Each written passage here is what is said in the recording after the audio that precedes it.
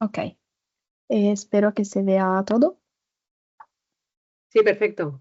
Ok, muy bien.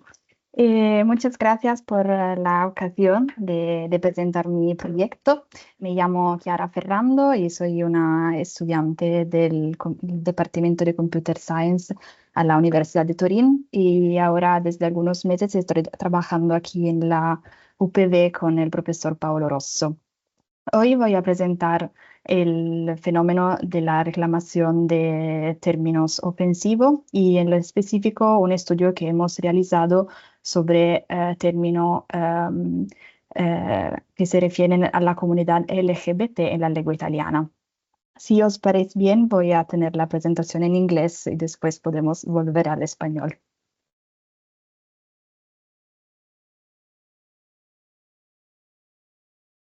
Okay, so first of all, a trigger warning is needed because in this research I will propose some examples that contain potentially offensive content. This is the main content of my presentation. So I'm going to start with the presentation of the phenomenon of reclamation. Then I will propose the study that we conducted and some preliminary results and the main limitation. Then I'm going to focus on a sociolinguistic perspective that we just adopt. And I will conclude with some future works. Large language models have shown their potential in approaching many tasks in NLP. First of all, hate speech detection, homotransphobia, and misogyny detection. The phenomenon of slurs reclamation could be considered as part of the main topic of the hate speech detection. In fact, this is a very specific phenomenon in which, as we can see in the slide, the target community plays a very important role. We consider the reclamation phenomenon an important task in order to avoid the risk to remove legal speech and uses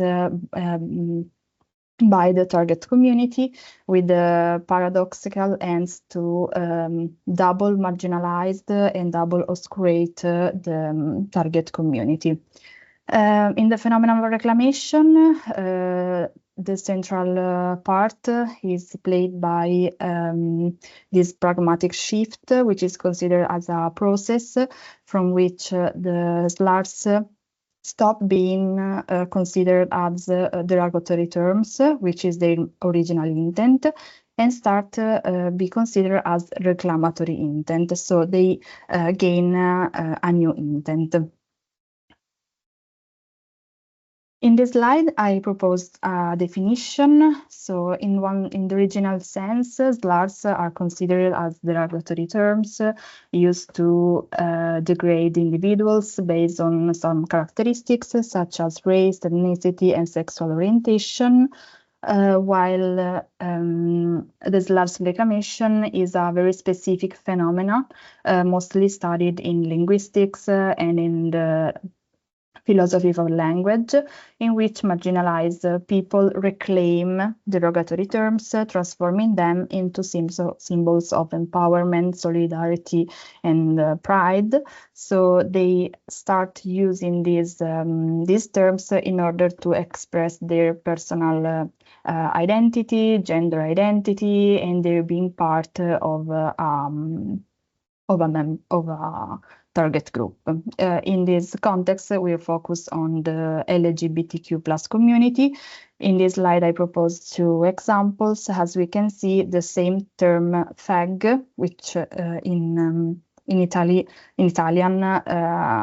is translated in two different terms, frocio and ricchione, but the meaning is quite the same.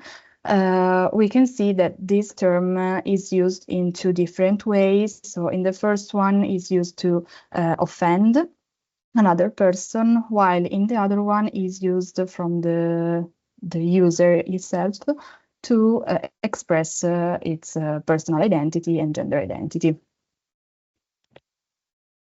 These are the research questions that move our research. So we were wondering if LLMs were able to detect this very specific semantic phenomenon. Then if the data set available were suitable for our purposes, and finally, if the reclamation is a well-defined task even for human beings. In this slide, I'm going to propose the study that we conducted and that we published in 2024. We started by using the ODI dataset, which is a dataset of homotransphobia available and published in 2023. ODI dataset is mostly it's only in Italian. We selected this dataset by using the definition proposed by Bianchi in 2014. And then we used the Artec lexicon, which is a lexicon of swear words. And we decide to select only the words labeled as related to homosexuality. So we selected 17 terms and we used these terms to filter the ODI dataset.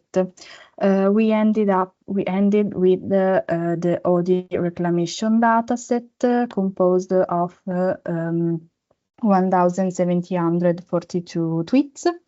Then we involved 3 expert annotators and we conducted a binary annotation asking to the annotators if the target word in the specific sentence was used to offend or with a derogatory intent. After the annotation phase, we ended with 178 examples of reclamation, but the majority part of the tweets was considered as non-reclamatory uses. We calculate the agreement between annotators using the place K, and we obtain a 0.57. So not very high, and we propose we conducted an error analysis in order to understand why and where the disagreement came from. We face with the term frocia, which is the feminine form of frocio, which can be translated in English as fag. And this is a very particular term because it's born in a reclamatory context. So it was not very easy to understand all the nuances of this term. Another fact was that it was really difficult to understand if the tweet was was written by a user part or not of the LGBTQ plus community, because in the dataset that we used, we only could see the tweet, so the text, and no other information about the users or about the context in which the tweet appeared. And then there was some noise, for instance, the term checca, which is both a slur, but also the diminutive term of an Italian name, Francesca. We then propose a classification task, use QN2 7 billion model, and we propose 4 different prompts. I propose the English translation, but we conducted the study with the Italian one.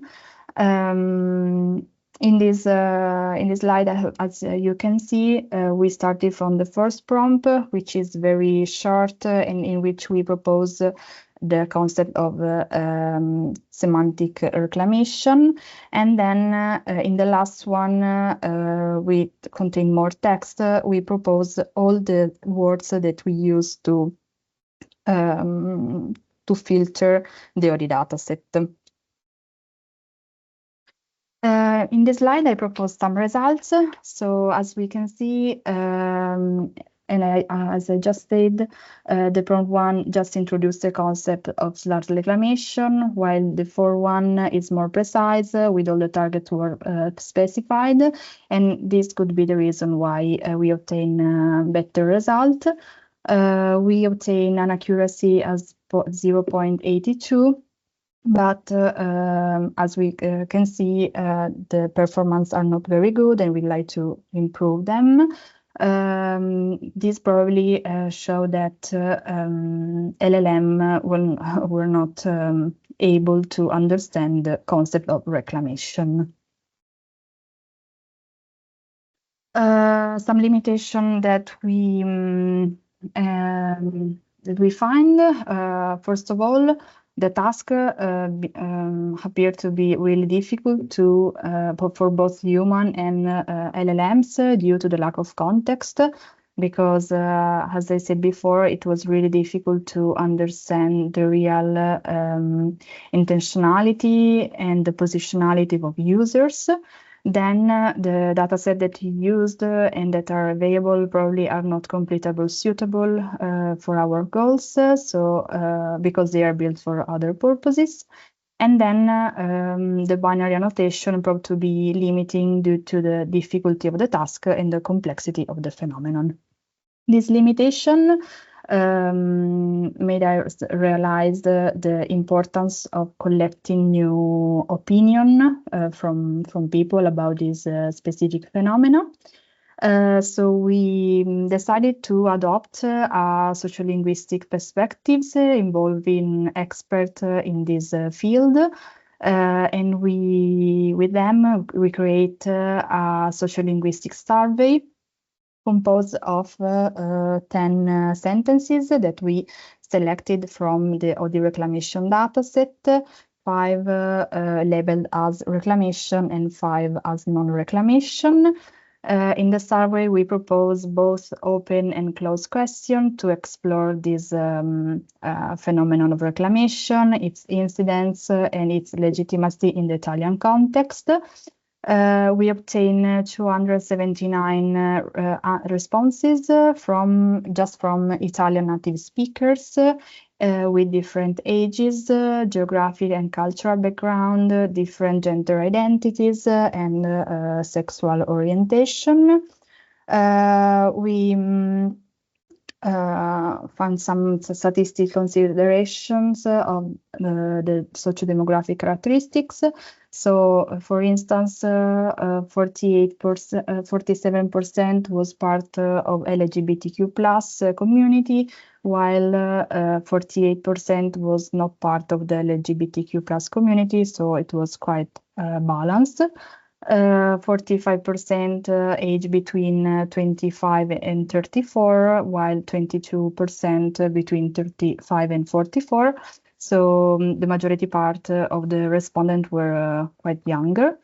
And according to the geographical distribution, 64% was from the north of Italy, probably because the author mostly situated in the north of Italy, and 21% in the south island, 9% in central Italy, and 5% that lives abroad.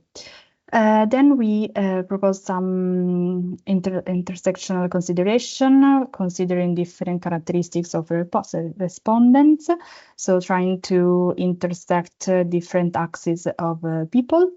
And we proposed some qualitative analysis because, as I said before, there were some open questions, so we collected very interesting opinion and consideration. As preliminary findings of this specific sociolinguistic survey, we focus on the important role of being in group, so of being part of the target community, and the role of age, as we realized that the reclamation is a phenomenon mostly diffused in young people. Then we focus on the geographical, social, and cultural influence in this specific phenomenon. And then this survey made us clear the connection between intentionality and legitimacy. Finally, as future work, we'd like to go further with this research, both in the sociolinguistics and in NLP fields. So we'd like to conduct deeper qualitative and quantitative analysis on the data collected from the survey, because we think that they are very important for conducting a fair and community-based data collection and annotation. We are collecting new data with the idea of create a multilingual dataset involving Italian, Spanish, and English. And then we'd like to propose a new annotation task by adopting a perspectivist approach, so by considering the socio-demographic characteristics of the annotators involved, and by proposing a fine-grained annotation schema able to consider all the different aspects of this reclamation phenomenon. And finally, we'd like to through different LLMs to investigate which approach has better performances in recognizing different pragmatic uses of slurs, trying to go beyond the traditional method of classification task. Thank you so much. If you have any questions, suggestion, or collaboration, feel free to share. Thank you.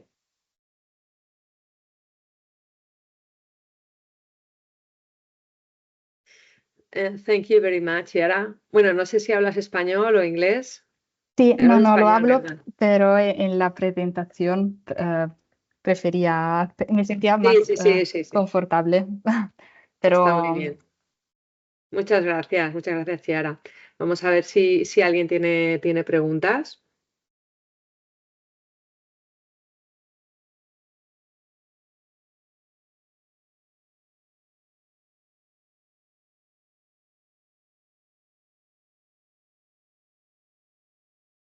Bueno, por ahora no. Bueno, yo te voy a preguntar dónde ves tú que va a ser interesante el uso de todos los resultados que estáis obteniendo en estos estudios. ¿En qué ámbito me refiero? Sobre todo, ¿en qué ámbito en qué sectores va a ser más interesante? Si en el sector de comunicaciones, para estudios relacionados con política, no sé. Dime tú que tienes más experiencia, por favor.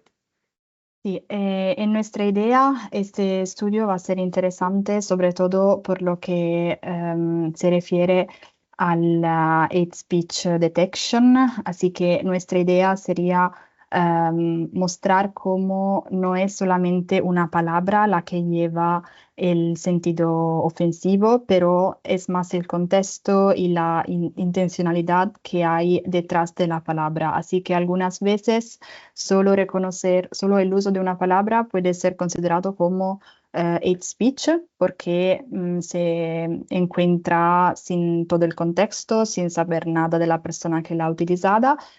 Pero en nuestra idea, en nuestro estudio, entendemos mostrar cómo algunas veces una palabra no es utilizada para ofender, sino para exprimir una identidad de género o una pertenencia a una cierta comunidad. Así que en este específico caso sería importante que esta palabra no sería obscurada, porque si no se encuentra el paradoxo de oscurar otra vez esta comunidad que ya está marginalizada. Muy bien, muchas gracias. Entonces, sobre todo, se va a utilizar cuando exista este tipo de ocultación o censura, ¿no? Que estás comentando. Exacto, sí. Vale, de acuerdo.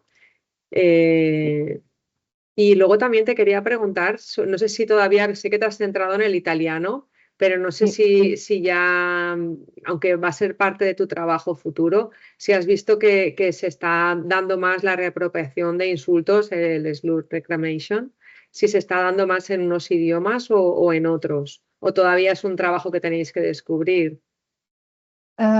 Pues por ahora lo que pasa es que no hay muchos estudios sobre este tema, solo en la lengua inglesa hay algunos sobre el término queer, En italiano hay, pues hay algunos estudios sobre el fenómeno en la filosofía del lenguaje, pero no en nuestro campo de recerca, así que es todo muy al principio. Estamos empezando a coleccionar datos sobre la lengua española y ahí también hay muchas cosas interesantes, hay algunas palabras que también están reapropiadas desde la comunidad LGBT, así que yo creo que hay mucho que hacer en este tema y pienso que también la lengua española e italiana tienen palabras que hoy son reapropiadas, así que no sé si hay una donde hay más, pero en estas lo tienen. Bueno, entonces seguro que vais a sacar resultados muy interesantes por lo que cuentas. Bueno, pues muchas gracias. Te A animamos para vosotros. que sigas adelante con tu trabajo y nos sigas contando lo que Muchas vayáis gracias. descubriendo. Muchas Muchas gracias. gracias.